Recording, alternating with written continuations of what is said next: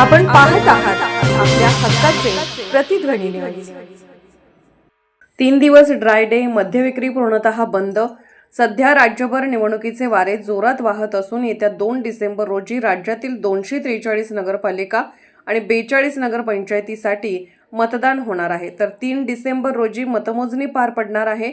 यामुळे राज्यातील वातावरण चांगलेच तापले आहे।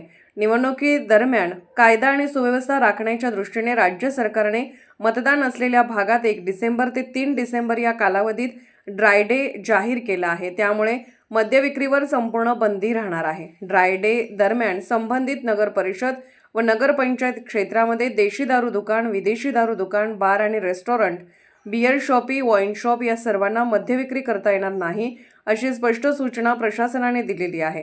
त्यामुळे मद्यप्रेमींना 3 दिवस दारू मिळणार नाही। प्रशासनाकडून निवडणुकीदरम्यान शांतता राखण्यासाठी आणि अनैतिक प्रकारांना आळा घालण्यासाठी ही कडक अंमलबजावणी करण्यात येत आहे।